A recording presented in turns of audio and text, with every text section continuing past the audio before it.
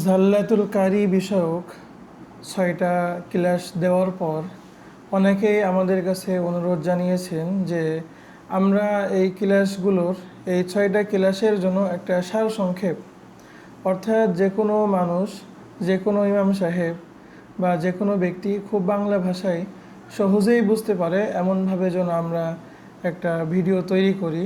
তো তাদের জন্য আজকের এই ভিডিও, যে খুব সহজেই কিছু কথা বলবো যে কোন ধরনের ভুলের কারণে নামাজ নষ্ট হয়ে যায় এবং কোন ধরনের ভুলের কারণে নামাজ নষ্ট হয় না, এই বিষয়ে মৌলিক কিছু কথা। আর এই বিষয়ে যদি বিস্তারিত জানার আগ্রহ থাকে তাহলে আপনারা আমাদের বিস্তারিত যে ৬টা ক্লাস আছে সেই ৬টা ক্লাস আপনারা দেখে নিতে পারেন।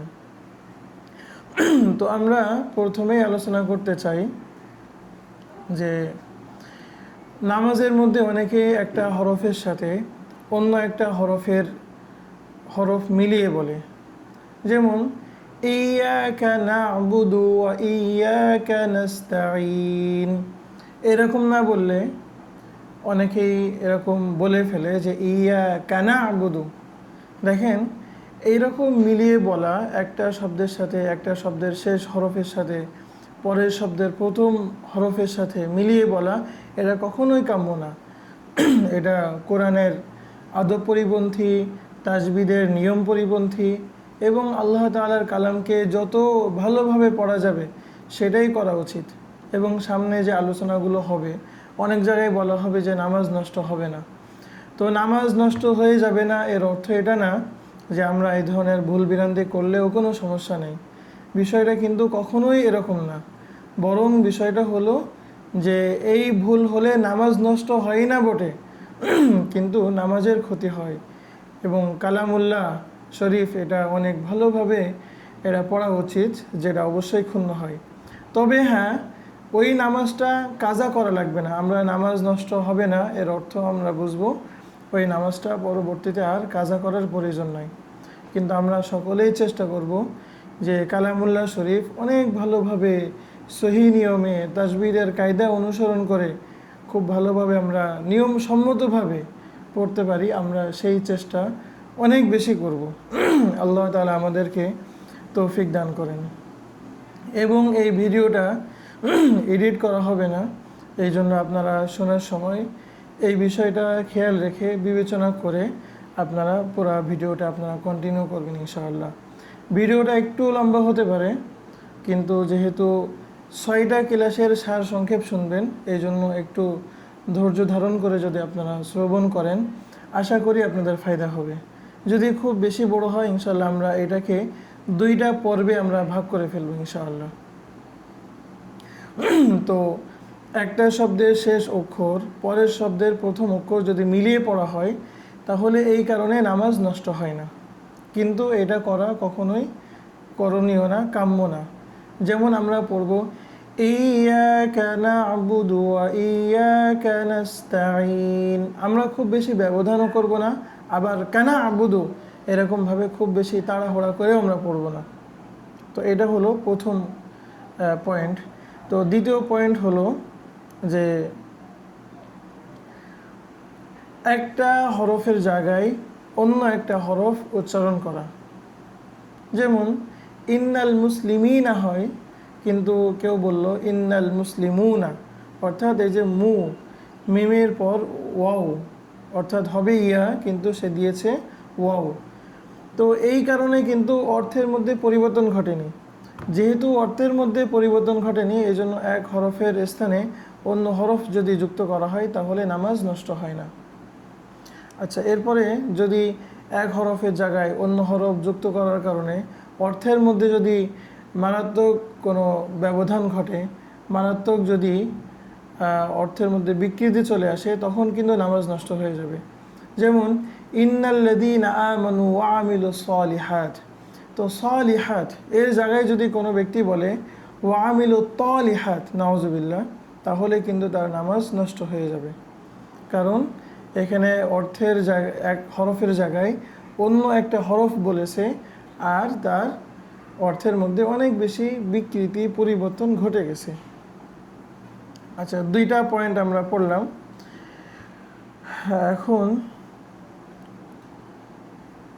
বাকি এখানে একটা বিষয় লক্ষণীয় যে একটা হরফের জায়গায় অন্য একটা হরফ যদি বলে আর অর্থের মধ্যে যদি বিকৃতি ঘটে, অর্থের মধ্যে যদি বিকৃতি ঘটে তাহলে দেখতে হবে যে ওই হরফটা, অর্থাৎ যে হরফের জায়গায় আরেকটা হরফ বলেছে, এইটা কাছাকাছি মাখরাজের কোনো হরফ কিনা। যেমন কোনো ব্যক্তি বলল যে সিনের জায়গায় সদ বলল, অথবা সদের জায়গায় সিন বলল, ও আমিলু সলিহাত, তো এই জায়গায় বললো ও আমিলু সালিহাত, অর্থাৎ সদের জায়গায় সিন বলে ফেললো। তো যেহেতু অনারব ব্যক্তিরা এই পার্থক্য এত বেশি করতে পারে না, অনেক অনেক সময় সদের জায়গায় সিন, সিনের জায়গায় সদ, জালের জায়গায় জ ইত্যাদি হয়ে যায়। এই জন্য ফুকায়ে একরাম অনারবদের জন্য, যেহেতু এইগুলো থেকে বিরত থাকা সম্ভব না, আমরা যারা কওমি মাদ্রাসায় পড়াই, আমাদের কাছে এটা অনেক অনেক হালকা মনে হতে পারে, অনেক সহজ মনে হতে পারে, কিন্তু যারা মাদ্রাসার পরিবেশে পড়েনি, যারা কোরআন মস্ক করেনি, যদিও এই কোরআন শেখা এটা শুধু কওমি মাদ্রাসার জন্য কেন, পুরা বাংলাদেশের সকলের জন্য তো শিক্ষা গ্রহণ করা এটা ওয়াজিব এবং অবশ্য কর্তব্য, কিন্তু সবাই তো এটা করে ওঠে না। আমরা সকলের কাছে আহ্বান রাখতে চাই, তবে সর্বোপরি তাহলে একটা হরফের জায়গায় অন্য একটা হরফ বলা এখানে তাহলে তিনটা ক্ষেত্র তৈরি হলো। অর্থাৎ যদি অর্থের মধ্যে পরিবর্তন না ঘটে তাহলে সমস্যা নেই। দ্বিতীয়ত, অর্থের মধ্যে যদি পরিবর্তন ঘটে সেইখানে আবার দুইটা এখানে সুরত আছে। সেই দুইটা সুরত হলো যে যদি কাছাকাছি মাখরাজের হয়, অর্থ পরিবর্তন হলেও নামাজ নষ্ট হবে না। যেমন ওয়া আমিলু সলিহাত এর জায়গায় বললো ওয়া আমিলু সালিহাত। আর যেখানে অর্থের মধ্যে পরিবর্তনও ঘটছে এবং দুইটা কাছাকাছি মাখরাজের না, অর্থাৎ জনসাধারণ যেই দুইটা হরফের মধ্যে, যেই দুইটা অক্ষরের মধ্যে পার্থক্য করতে পারে, তো সেটা সেই ক্ষেত্রে আপনার নামাজ নষ্ট হয়ে যাবে। যেমন ওয়া আমিলু সলিহাত এর জায়গায় বললো ওয়া আমিলু তলিহাত, নাউজুবিল্লাহ। আচ্ছা, এরপরে আরেকটা পয়েন্ট হলো যে একটা হরফ হজব করে দেওয়া, অর্থাৎ একটা হরফ না বলা। কোরআনে কারিমের মধ্যে আছে একটা হরফ, কিন্তু একটা হরফ না বলা। যেমন একটা শব্দ, যেমন কোরআনে কারিমের মধ্যে আছে ওয়ানাদাউ ইয়া মালিকু, তো ইয়া মালিকু পুরাটা না বলে কোনো ব্যক্তি যদি বলে ওয়ানাদাউ ইয়া মালি, শেষে এটা। আর এখানে একটু বিষয়টা কিছুটা জটিল সাধারণ মানুষের বোঝার জন্য, আলেম ওলামারা বুঝবেন যে আরবি ভাষায় কোনো ব্যক্তিকে যদি ডাকা হয়, ডাকার ক্ষেত্রে শেষের কিছু শব্দ এটা বাদ দেওয়া যায়। যেমন কোনো ব্যক্তির স্ত্রীর নাম হলো আয়েশা, তো সে বলল ইয়া আইশ, এইটা বলার কিন্তু সুযোগ আছে, আরবি ব্যাকরণ অনুযায়ীও এটা বলার সুযোগ আছে। এই জন্য যদি ওয়ানাদাউ ইয়া মালিকু, জাহান্নামীরা ডাকবে হে মালিক ফেরেশতা, তো ইয়া মালিকু শব্দটা কোরআনে কারিমের আয়াত এটা, তো এখানে যদি ওয়ানাদাউ ইয়া মালি বলে তাহলে তার নামাজ নষ্ট হবে না, কারণ এটা স্বীকৃত নিয়ম অনুযায়ী সে বলেছে। আর আরেকটা মৌলিক শিরোনাম হলো যদি কোনো ব্যক্তি একটা হরফ অতিরিক্ত বলে। আগে আমরা বললাম একটা হরফ সে বাদ দিয়েছে, এখন আমরা বলছি একটা হরফ সে অতিরিক্ত বলেছে। তো অতিরিক্ত বলার দ্বারা যদি অর্থের মধ্যে কোনো পরিবর্তন না ঘটে তাহলে তার নামাজ নষ্ট হবে না। অর্থাৎ যতগুলো আমরা পয়েন্ট বলবো সবগুলো পয়েন্টের একটা মৌলিক কথা হলো যদি অর্থের মধ্যে ব্যাপক বিকৃতি না ঘটে তাহলে নামাজ নষ্ট হবে না। এবং ব্যাপক বিকৃতির দ্বারা উদ্দেশ্য হলো যে এমন বিকৃতি যেটা একেবারে আলোচ্য বিষয়, আসমান জমিন পার্থক্য হয়ে যায়, অথবা কোরআনে কারিমের শব্দ যেই সবই তো হেদায়াত, কিন্তু দেখা যাচ্ছে অর্থের মধ্যে বিকৃতি ঘটে, সেটা তো হেদায়াত থাকছে না, বরং সেটা সম্পূর্ণরূপে একটা কুফরি কালিমা হয়ে যাচ্ছে, তো পরিবর্তন দ্বারা এই পরিবর্তন উদ্দেশ্য। তো মোট কথা অর্থের মধ্যে এরকম সাংঘাতিক রকম পরিবর্তন যদি না ঘটে তাহলে নামাজ কোনো অবস্থাতেই নষ্ট হয় না। এটা একটা মৌলিক কথা মনে রাখতে হবে।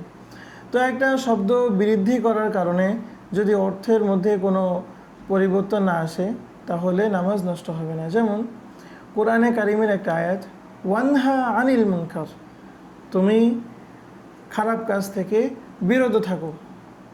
তো এখানে ওয়ানহা টান নাই, কিন্তু আমি বললাম ওয়ানহা আনিল মুনকার, তাহলে নামাজ নষ্ট হবে না।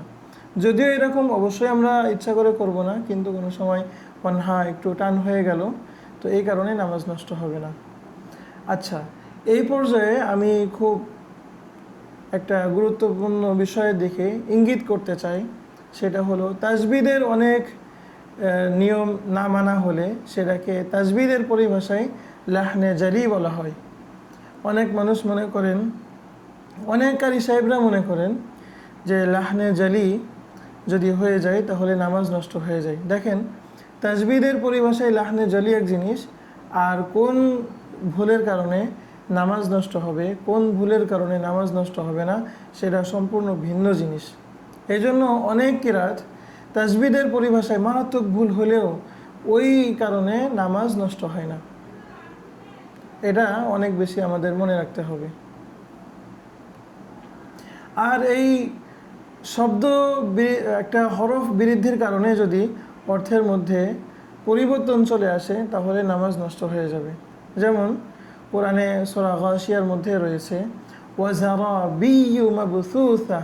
তো ওয়াজারাবিয়্যু, এই যে ইয়ার পরে যদি একটা বা কেউ যুক্ত করে ওয়াজারাবিবু মাবসুসা, তাহলে যেহেতু শব্দটা সম্পূর্ণ পরিবর্তন হয়ে গেল আর অর্থের মধ্যে পরিবর্তন ঘটলো, এই জন্য নামাজ নষ্ট হয়ে যাবে।